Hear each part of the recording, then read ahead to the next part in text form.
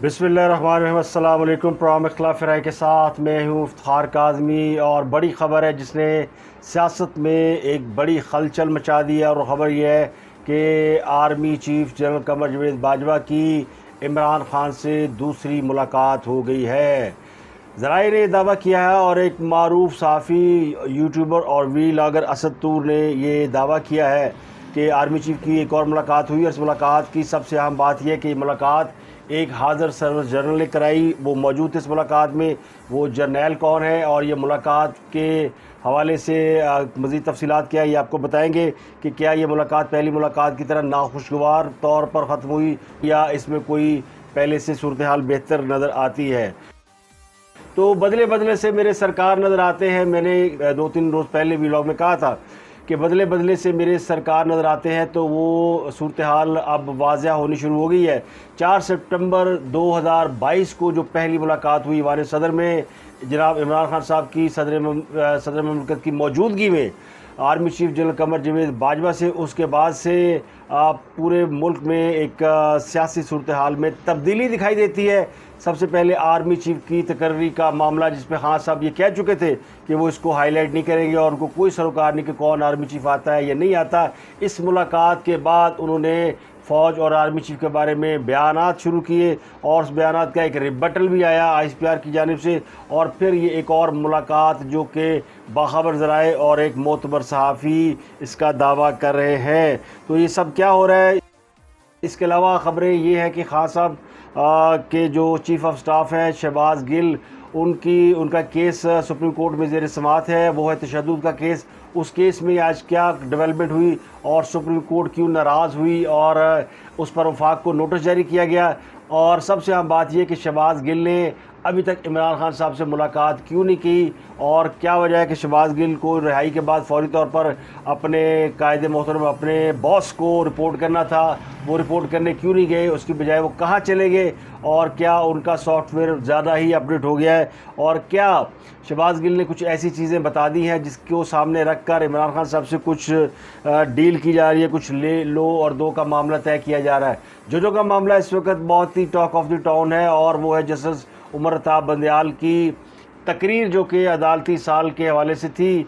और उसमें 2 जजों ने, जस्टिस काजी फाइज़ा और जस्टिस तारिक मसूद ने जो ख़त लिखे हैं, उन्होंने जुडिशरी के अंदर एक नए तनाज़े को जन्म दे दिया है। और लोग इस पर बड़े परेशान है कि ये हमारी जुडिशरी में क्या हो रहा है, क्या जुडिशरी भी सियासत का या मसलहत का शिकार हो रही है।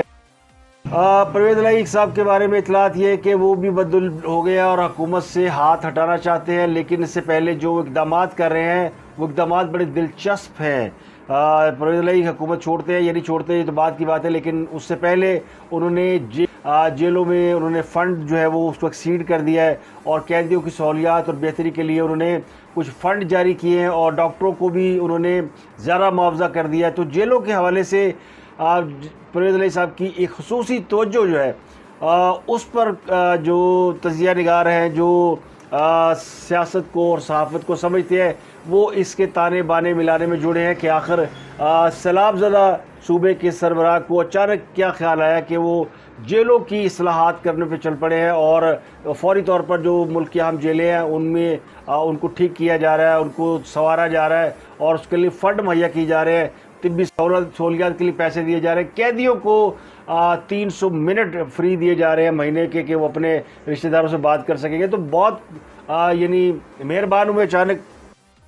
तो कहने वाले कहते हैं कि ये जब भी इस किस्म की कोई सूरत हाल होती है कि जिसमें ये हुक्मरानों को जब इस बात का अंदाज़ा हो जाता है कि उनकी अगली मंजिल या ठिकाना जेल है, तो फिर वो जहाँ उन्होंने रहना होता है, जहाँ उठना बैठना होता है, तो उसकी देख रेख शुरू कर देते हैं। तो क्या ये उसी का कोई सिलसिला है, क्या खदशा है इस बात का? लेकिन ये जो मौजूदा सिनेरियो है जो चेंज हुआ है, इसको अगर आप देखें तो ये नहीं लगता कि परवेज़ इलाही इसलिए सफाई करा ले। हो सकता है वो तो ये नहीं लगता कि परवेज़ इलाही इसलिए सफाई करा रहे हैं कि वो ख़ुद जाने वाले हैं। हो सकता है कि उनका ख्याल हो कि PTI के कुछ लोग जो उनकी इत्तेहादी जमात के लोग हैं वो जाएंगे, या फिर उनके मुखालफिन को वो जेलों में डालने की तैयारी करो, लेकिन मुखालफिन के लिए कोई इतना एहतमाम करता नहीं है।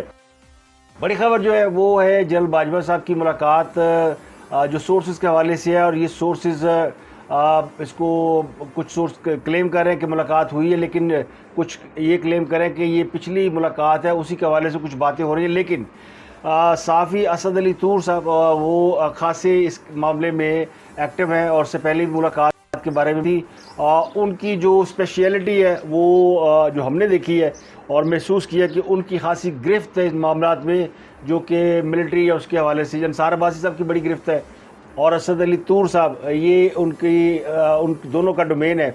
तो इसलिए इनको बड़ा इस हवाले से मोतबर भी समझा जाता है और वो भी बड़े अपने ऑथेंटिक ज़राए के हवाले से बात करें कि ये दूसरी मुलाकात हुई है, जनरल कमर जावेद बाजवा की दूसरी मुलाकात हुई। इस मुलाकात की ख़ास बात यह है कि अब इस मामले में एक और जनरल शामिल हुए हैं और ये मुलाकात सनसनीखेज़ भी रही और ये मुलाकात पहली मुलाकात की निस्बत कुछ बेहतर मुलाकात भी रही। इसका दुरानिया भी ज़्यादा था और इस मुलाकात में कुछ अहम चीज़ों के ऊपर बात भी हुई है। डेफिनेटली एक तो आर्मी चीफ़ की तकर्री का तराज़ा है, एक आर्मी चीफ़ की एक्सटेंशन का मामला है, मुल्क में इलेक्शन का मामला है, कौन अगला आर्मी चीफ़ होगा, इलेक्शन कब होंगे और ख़ास सबका स्टेटस क्या है। अब ये सारी सूरत हाल को अगर आप देखें दो मुलाकातों को, मैं इसकी तफसील आपको बाद में बताता हूँ कि इस मुलाकात में क्या हुआ जो हमें बताया गया है, जो इस वक्त ऑन सर्विस है। लेकिन अगर मैं इसको इन लार्जर पिक्चर देखूँ तो मैं ये कह सकता हूँ कि फिर हमें अपनी पुरानी थ्योरी पे वापस जाना पड़ेगा कि जिसके तहत ये लगता है कि इमरान खान साहब को इक़्तिदार से प्लानिंग के तहत ही निकाला गया था या निकलवाया गया था और उनको मजलूम या शहीद बनाया गया। के तरीके इंसाफ की हुकूमत का 3-4 साल की बैड गवर्नेंस और उनकी जो गलतियाँ कमियाँ कोताहियाँ हैं उनको सबको जो है वो यानी सेटिसाइड कर दिया गया और ये सारा मलबा डाल दिया गया हुक्मरान इत्तेहाद पे या कुछ सियासी जमातों के ऊपर जिन्होंने एक इत्तेहाद बनाया पीडीएम के नाम से और वो हुकूमत कर रही है। उसमें शामिल बहुत से लोग इस बात का खदशा जाहिर कर रहे थे कि जनाब ये सब कुछ जो है ये ट्रांसपेरेंट नहीं है और ये सिर्फ इमरान खान साहब को पॉपुलरिटी दिलाने के लिए, मजलूम बनाने के लिए और इलेक्शन की कैंपेन चलाने के लिए एक मौका फराहम किया जा रहा है। क्योंकि हाँ साहब अगर इलेक्शन वक्त पे होते तो हाँ साहब के पास ये मौका ना होता कि वो अपनी कारकर्दगी की बुनियाद पर इस तरह की कैंपेन चला सकते और जिस तरह के हालात आज हैं शायद इससे भी बदतर हालात होते। तो लेकिन हुकूमत से निकालने के बाद वो जितने उसके यानी वो कहते हैं ना जो उन्होंने माइंड्स लगाई हुई थी, जो वो गलत काम करके गए थे, जिनका उनको अंदाज़ा था कि इनका नतीजा क्या निकल सकता है बाकायदा प्लानिंग के तहत, वो सारे मलबे अब मौजूदा हुकूमत के ऊपर पड़े हुए हैं। मसलन डॉलर का फ्री फॉल करना, जब डॉलर को आप फ्री फॉल कर देते हैं तो आप डॉलर की कीमत पे हुकूमत का कंट्रोल ख़त्म हो जाता है। वो कंट्रोल खान साहब ने अपने दौर हुकूमत के आखिरी साल में ख़त्म किया और अब हालत ये है कि डॉलर किसी के काबू में नहीं आ रहा। तो ये उसी फ्री फॉल का नतीजा है। स्टेट बैंक को खुद मुख्तार कर दिया गया। स्टेट बैंक अब हुकूमत उसके ऊपर अपनी मर्ज़ी नहीं चला सकती। जो हुकूमत मर्ज़ी नहीं चला सकती और तो फिर स्टेट बैंक क्या करेगा, अपनी मर्ज़ी करेगा। तो ये इकॉनमी की जो इस वक्त सिंक हो रहा है ये उसका नतीजा है। इसके अलावा जो IMF के साथ मुआहदा तोड़ा गया, उस माहदे को जोड़ने में मौजूदा हुकूमत को जिस तरह दांतों पसीना आया है, बल्कि शहबाज शरीफ कहते हैं नाक रगड़नी पड़ी है, तो वो ठीक कहते हैं, बाकायदा नाक रगड़वा कर ये मनसूबा रीस्टोर कराया गया। तो उस मनसूबे को ख़त्म करना ही एक बहुत बड़ी कॉन्स्पिरेसी और साजिश थी, जिसका मतलब ये था कि जब आप आएंगे तो आपको टका नहीं मिलेगा। तो वही हुआ।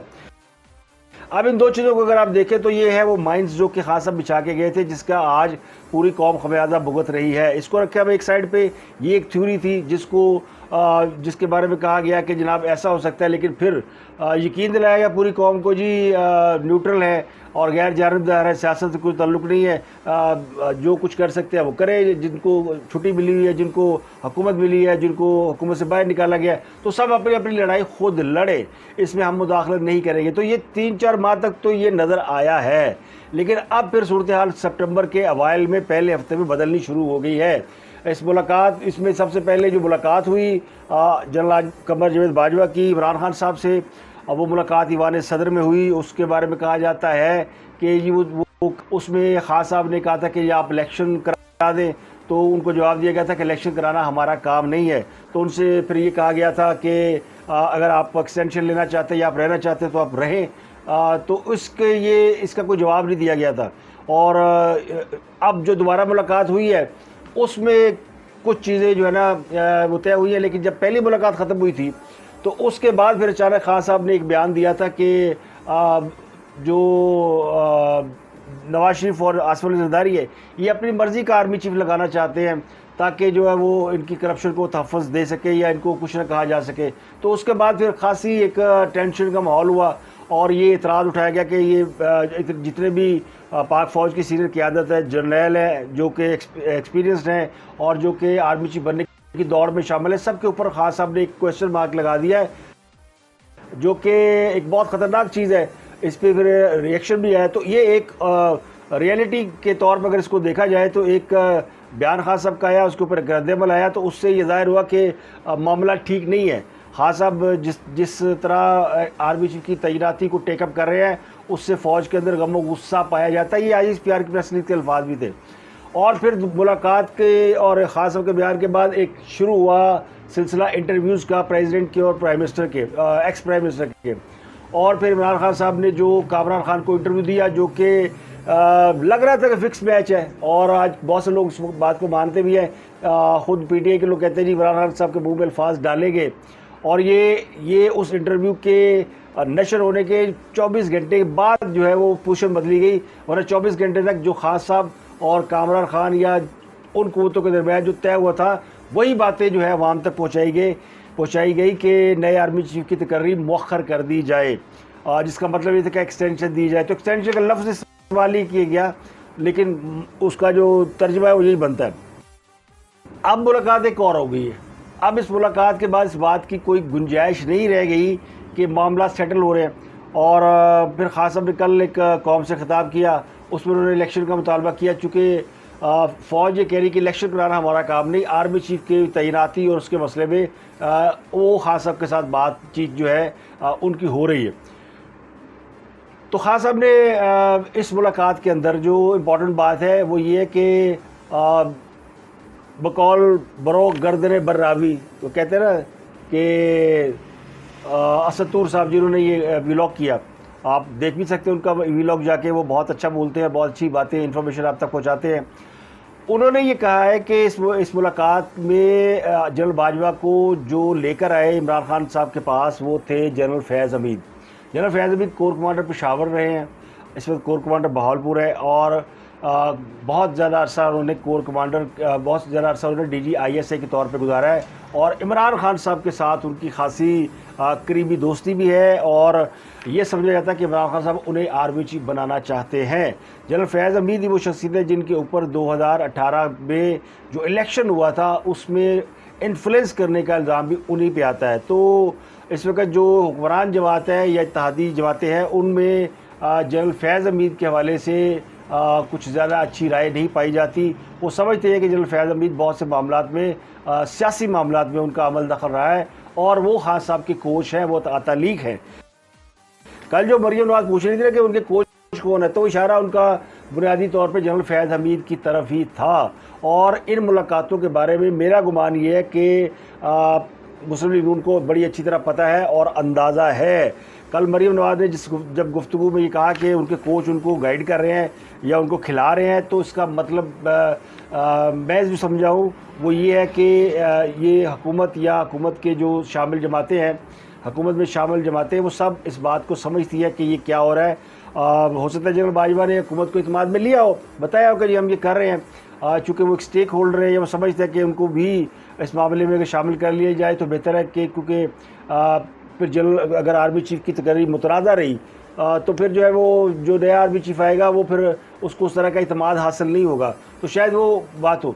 तो बहरहाल जनरल फैज़ हमीद इस खेल में इन हो गए और उनकी मौजूदगी में मुलाकात हुई है। और इस मुलाकात में बहुत सारी चीज़ें जो हैं, ज़ाहिर है ना मैं वहाँ मौजूद था, ना असद अली तूर वहाँ मौजूद होंगे, तो उनको भी जो सोर्सेज ने बताया और जो उन्होंने अंदाज़ा लगाया और जो लॉजिकली चीज़ें हमें समझ में आती है वो हम आपके साथ शेयर कर देते हैं। इसमें इसको हम इंफॉर्मेशन नहीं कह सकते। ये समझा जा सकता है कि इस मुलाकात में जो चीज़ें तय पाई हैं वो ये है कि अप्रैल का महीना जो है, अप्रैल वो एक डेडलाइन है जिससे पहले हुकूमत को इलेक्शन कराना होंगे या उन्हें घर भेजना होगा, नए इलेक्शन कराए जाएंगे ताकि नई हुकूमत अगला आर्मी चीफ तैनात करे। उसकी वजह है कि जनरल फैज़ हमीद की रिटायरमेंट है अप्रैल 2023 में, और अगर इस वक्त जनरल बाजवा जाते हैं तो उनके बाद जो सीनियर मोस्ट है वो जनरल आसिम मुनीर हैं, जो कि DG ISA रहे हैं, और जिनके बारे में कहा जाता है कि खान साहब को ये डर है कि कहीं वो आर्मी चीफ ना बन जाएं। अगर जनरल बाजवा नवंबर में अपने वक्त पे रिटायर हो जाते हैं तो जनरल आसिम मुनीर जो है वो आर्मी चीफ होंगे अकॉर्डिंग टू सीनियरिटी लिस्ट। लेकिन इसका फैसला करना है प्राइम मिनिस्टर ने, जो कि सजेस्टेड नाम आर्मी की तरफ से आएंगे, जो 4-5 लोगों के नाम दिए जाते हैं। तो जनरल फैज़ हमीद का नाम 5वें नंबर पर इस वक्त भी मौजूद है अगर उसको देखा जाए। और जनरल आसिम मुनीर बाजवा अगर रिटायर हो जाते हैं तो फिर जनरल फैज़ हमीद चौथे नंबर पर होंगे। इसी तरह अगर अप्रैल तक रहते हैं जनरल कंवर जावेद बाजवा तो बाकी के जो 3 जर्नैल हैं, नंबर 2, 3 ये और नंबर 1 आसिम मुनीर साहब, ये तीनों जो है रिटायर हो चुके होंगे या इनमें से एक को अकोमोडेट किया जा सकता है। और उनमें जनरल साहर शमशाद का नाम है कि उनको सीनियर पोस्ट दे दी जाएगी। और दूसरा फिर जनरल फैज़ हमीद जो है वो अप्रैल से पहले जब जनरल बाजवा अगर रिटायर हो जाएंगे तो फिर वो आर्मी चीफ बन जाएंगे। इस किस्म की चीज़ें हो गई। तो ऑन ग्राउंड अगर आप देखें इस बात को कि यानी इस मुल्क के फैसले, वैसे आर्मी चीफ की तकरीर का फैसला तो प्राइम मिनिस्टर ने करना होता है, लेकिन ये फैसले कहीं और हो रहे हैं। और क्यों हो रहे हैं अगर देखा जाए, इस मुलाकातों को समझा जाए, देखा जाए, वैसे तो मेरा ख्याल है इस पर ISPR का बयान आ जाएगा और वो वजाहत कर देंगे कि एक्चुअली सूरत हाल क्या है। लेकिन जो साफ़ियों की इन्फॉर्मेशन है, जो ज़राए बताते हैं, उसके मुताबिक तो चीज़ें बहुत सी बदल गई हैं और बदल रही हैं और ये चीज़ें अब इमरान खान साहब के हक़ में जाना शुरू हो गई हैं, या ऐसा लगता है कि इमरान खान साहब को स्पेस दी जा रही है। जो मैंने कल कहा था कि लेवल प्लेइंग फील्ड का जो नुक्ता नज़र है फ़ौज का, शायद उस पे ऊपर अमल हो रहा है। वो चाहते ये कि जब इलेक्शन हो तो इमरान खान साहब के ऊपर भी ना मुकदमात का खौफ हो, ना गिरफ्तारियों का मामला हो, ना उनके लोग अंदर हो, इस तरह ना नवाज शरीफ के और उनकी जो इत्तेहादी जमातें हैं, ना इनके ऊपर मुकदमात हो, ना इनको गिरफ्तारियों का खौफ हो। दोनों जमातें, दोनों जो ग्रुप्स हैं पॉलिटिकल, वो ये ना कह सके कि जी हम पे तो ये था और हमें हमारे ख़िलाफ़ हमें कंपेन का मौका नहीं मिला या हमारे ख़िलाफ़ एक ताकत बरसर पेकार थी। तो फ्री एंड फेयर इलेक्शन का जो एक अभी तक का जो कॉन्सेप्ट है उसके ऊपर तो अमल किया जा रहा है।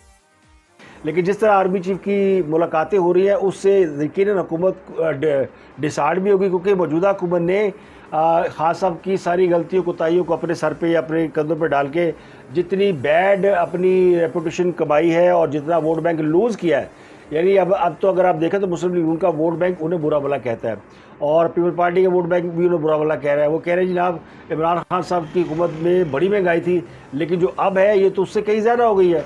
वो ये भी कहते हैं कि हालात उस दौर में चले सेटल थे, लोग अपना अपना काम तो कर रहे थे, इतनी अफरा तफरी पैनिक नहीं था, कोई सियासी अनसर्टेनिटी इतनी नहीं थी जो शुरू में थी। उसके बाद मामला कुछ सेटल होने शुरू हो गए थे, अब तो बहुत ज़्यादा हो गई।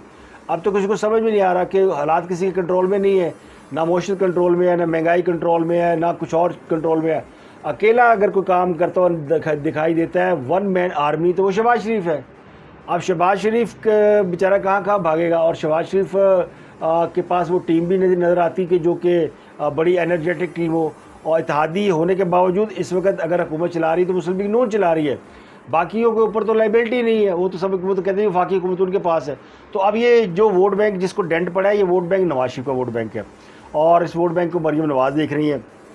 वो ज़ाहिर है उनकी लेगेसी लेके चल रही है, तो ये फ़र्क उनको पड़ रहा है।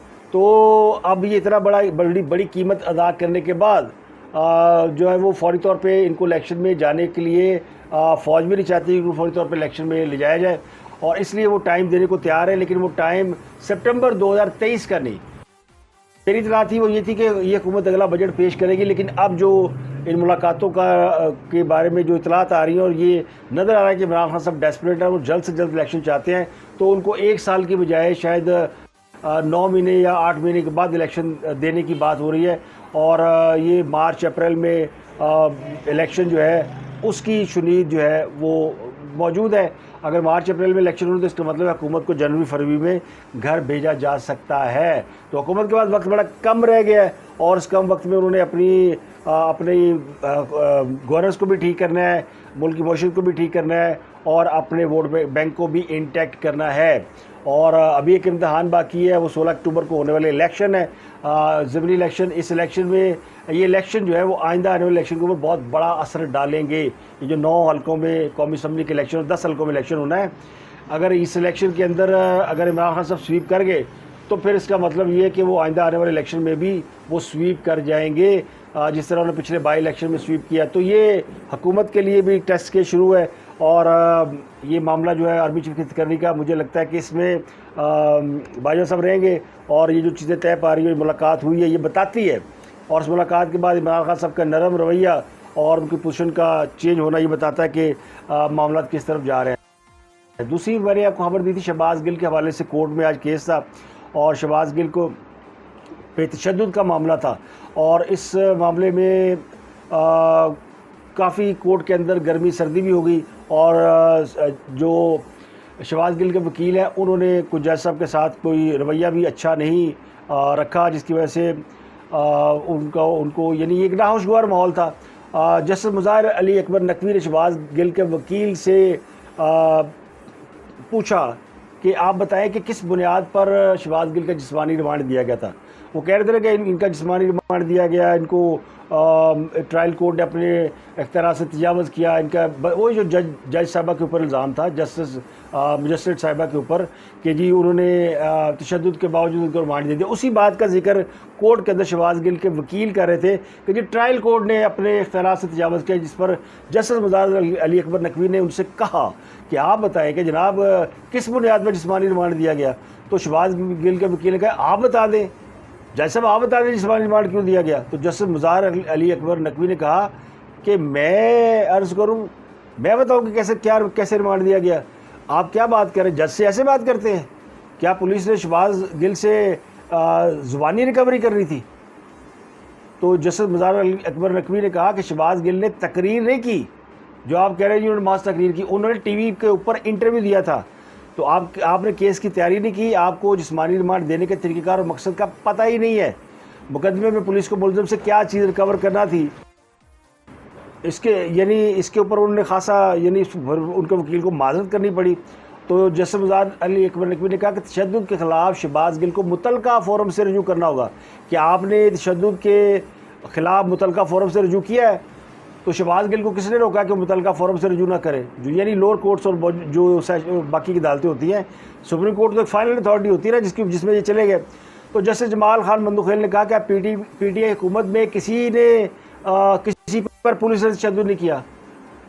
तो ये शहबाज गिल के वकील ने कहा कि जनाब पुलिस तशद्दुद के वाक़यात बहुत कम होते हैं, और मुल्क की तरीका सबसे मुतनाज़ा रिमांड शहबाज गिल का दिया गया।